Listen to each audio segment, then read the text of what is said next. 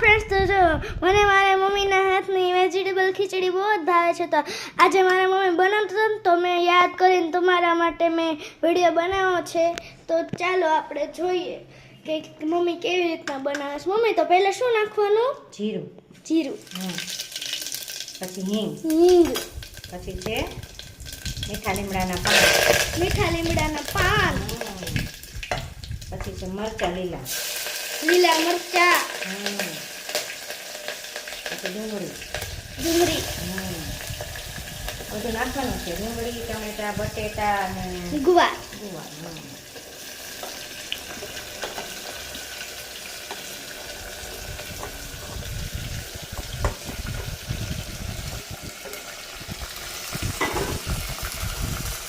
પછી મિક્સ કરી દેવાનું. પછી મિક્સ કરી દેવાનું. કેવું લાગે છે? જો કલર મસ્ત લાગે છે.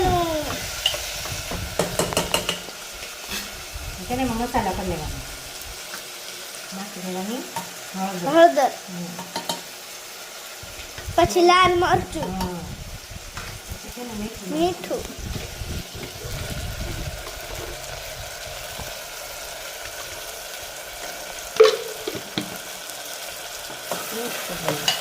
પછી મિક્સ કરી દેવાનું. પછી મમ્મી શું આવશે? થોડીક વાર ચડવા દેવાનું. તો મમ્મી પછી શું આવશે? પછી જો આ છે આપણે ફ્રોઝન કર્યા હોય ને એ વટાણા છે, અને એની નીચે ચોળી બટેટાનું શાક છે. બપોરનું થોડુંક વધ્યું હતું, ચોળી દાણા અને બટેટાનું શાક એ નાખી દેવાનું. એટલે વધ્યું હતું એટલે આપણે એમાં મિક્સ કરી દેવાનું ચોળી બટેટાનું શાક. ચોળી બટેટાનું શાક અને ફ્રોઝન કરેલા વટાણા. તુવેરી નો ખાય એમાં. પછી જો આ છે પંચરત્ન દાળ અને બાસમતી ચોખા. એમાં ચણાની દાળ, તુવેરની દાળ, મસૂરની દાળ, પછી મગની દાળ અને બાસમતી ચોખા બધું નાખી દેવાનું. પેલા 4-5 પાણી ધોવાના. મસ્ત. એમાં જે જીવજંતુ હોય ને નીકળે છે. જીવજંતુ ન હોય પણ ઉપરનો પાવડર થઈ ગયો ને થોડો ઘણો હોય, નીકળે છે. પછી નાખી દેવાનું કેટલું બધું સરસ દાળ. લાગે સમજો. કલર એ કલર લાગે છે ને મસ્ત.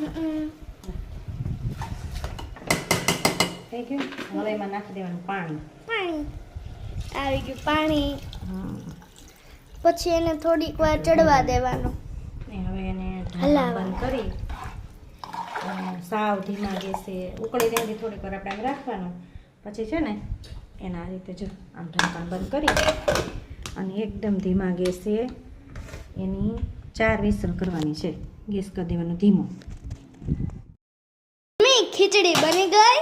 હા જો આમ જો. વાહ મમ્મી, મારી ફેવરિટ ખીચડી. આમ જો એકદમ સરસ થઈ ગઈ. જોઈ લે.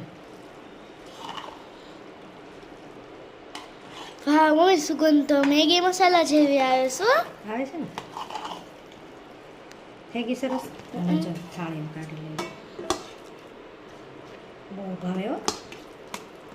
નાની અંદર દહીં ન ખાય, છાશ ન ખાય લાગે. બાકી એમ જો તેલ ન ખાય. શીંગ તેલ નાખવાનું થોડું, બહુ નહીં નાખવાનું. પછી છે ને ચાલ મિક્સ કરવાનું. બસ. કેમ છે પણ આમ જો જોતા જ મોઢામાં પાણી આવી જાય કે નહીં? તો ફ્રેન્ડ્સ, તમને આ ખીચડી કેવી લાગી કમેન્ટમાં ચોક્કસથી જણાવજો. તો તમે પણ ખીચડી ઘરે બનાવો છો કે નહીં